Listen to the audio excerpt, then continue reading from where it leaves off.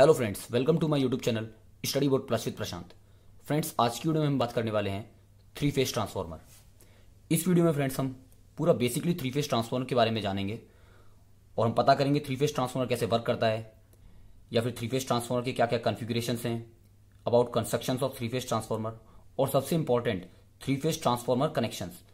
ये आपको हर जगह पूछा जाएगा, चाहे इंटरव्यू हो या फिर आपके कॉलेज के एग्जाम हो या फिर गेट के क्वेश्चंस के अंदर भी ये आते हैं, connections of three phase transformer. और लास्ट में हम देखेंगे थ्री फेज ट्रांसफार्मर ग्रुप्स। तो फ्रेंड्स, टाइम वेस्ट ना करते हुए आइए हम डायरेक्टली अपने वीडियो पे चलते हैं। जब भी थ्री फेज सिस्टम की बात होती है तो सबसे पहले क्वेश्चन हमारे दिमाग में आता है, what is three phase system, या फिर हमें थ्री फेज सिस्टम की रिक्वायरमेंट क्यों पड़ी।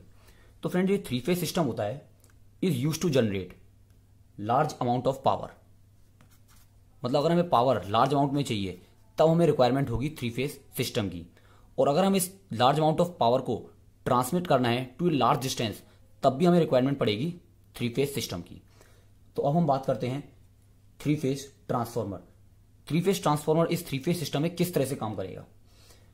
अब आपका जो थ्री फेज सिस्टम है फ्रेंड, उसमें हमें लार्ज अमाउंट ऑफ वोल्टेज को स्टेप अप करना होगा या फिर स्टेप डाउन करना होगा।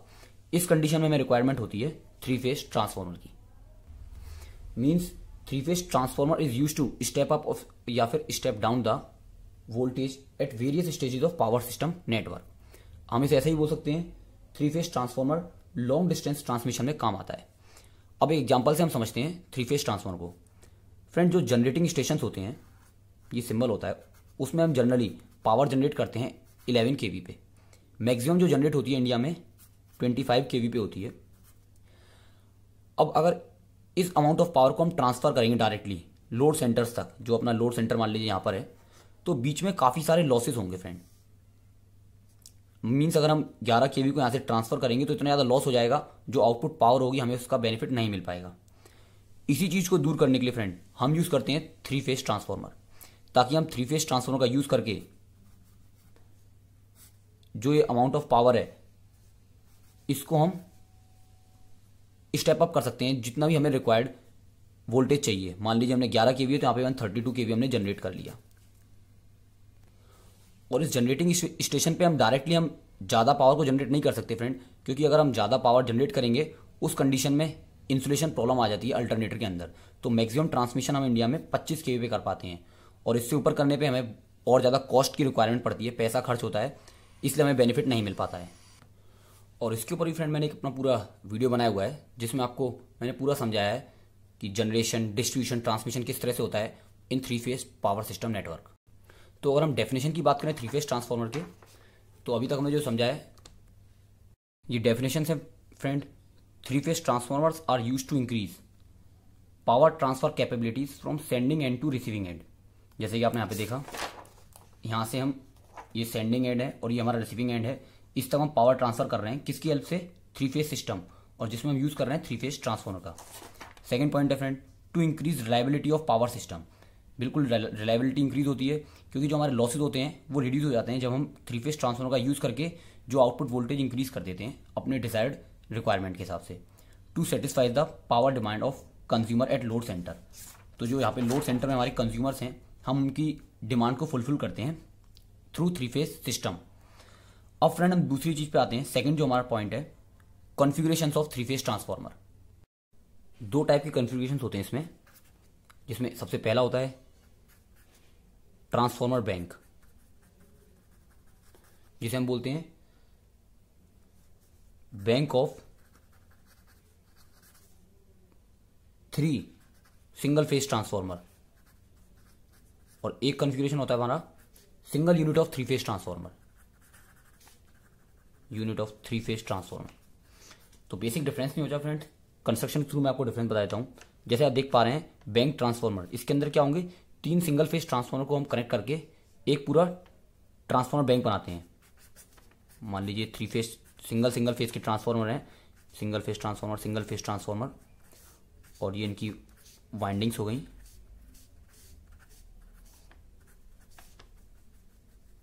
ये आपका बन गया एक ट्रांसफार्मर बैंक, जिसमें हमने यूज किया है तीन सिंगल फेज ट्रांसफार्मर का, और एक दूसरा होता है single unit of three phase transformer. ये आपकी वाइंडिंग्स होंगी उसमें फ्रेंड। ये होगी single unit of three phase transformer.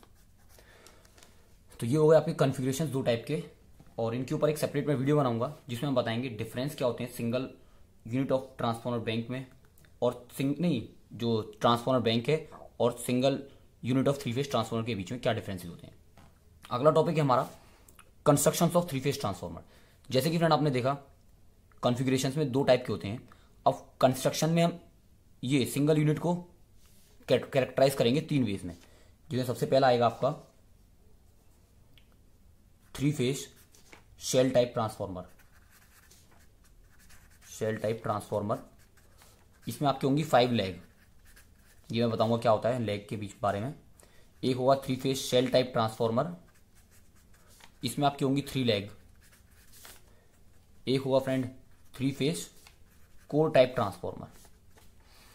तो जिसको भी कोर टाइप या फिर शेल टाइप के बारे में नहीं पता क्या होते हैं कोर टाइप ट्रांसफॉर्मर या फिर शेल टाइप ट्रांसफॉर्मर, आप मुझे कमेंट सेक्शन में बताइए, मैं सिंपल सी इसके ऊपर एक वीडियो बना दूंगा।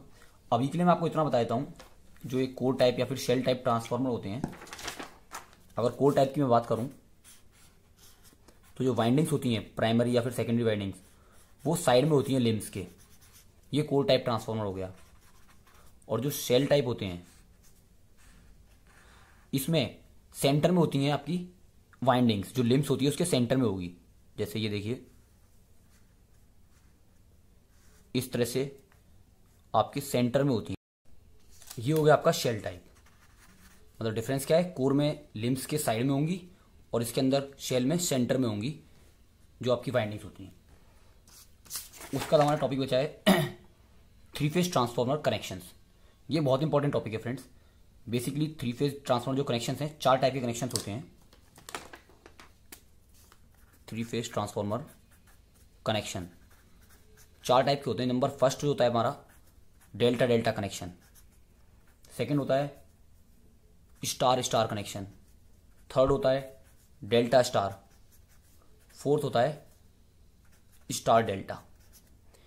इसमें क्या कह रहा है फ्रेंड, डेल्टा डेल्टा मतलब जो प्राइमरी वाइंडिंग होगी वो भी डेल्टा होगी और सेकेंडरी वाइंडिंग भी आपकी डेल्टा में होगी।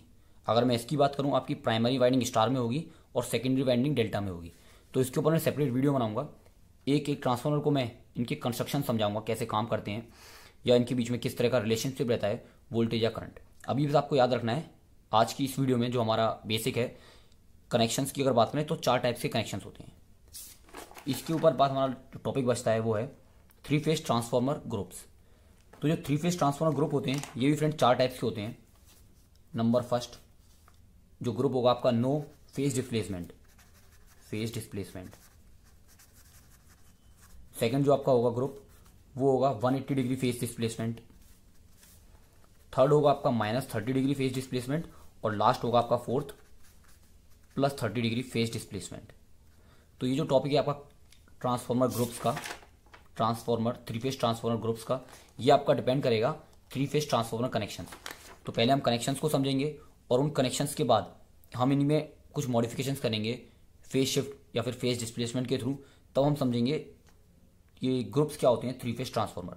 और ये दोनों टॉपिक फ्रेंड्स बहुत ज़्यादा इंपॉर्टेंट हैं, चाहे आपके एकेडमिक्स एग्जाम हो या फिर आपका कोई कॉम्पिटिटिव एग्जाम हो या फिर आपकी इंटरव्यू की अगर बात करूँ तो आपसे ये क्वेश्चन जरूर पूछे जाते हैं कनेक्शंस के ऊपर या फिर आपके जो ग्रुप्स हैं किस तरह से काम करते हैं।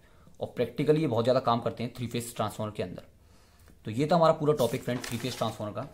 तो जो बेसिक वाली वीडियो थी आज हमारी कंप्लीट हो गई है, जिसमें हमने बेसिक्स जान लिया है थ्री फेज ट्रांसफार्मर क्या होता है या फिर कॉन्फ़िगरेशंस कंस्ट्रक्शंस वगैरह क्या होते हैं।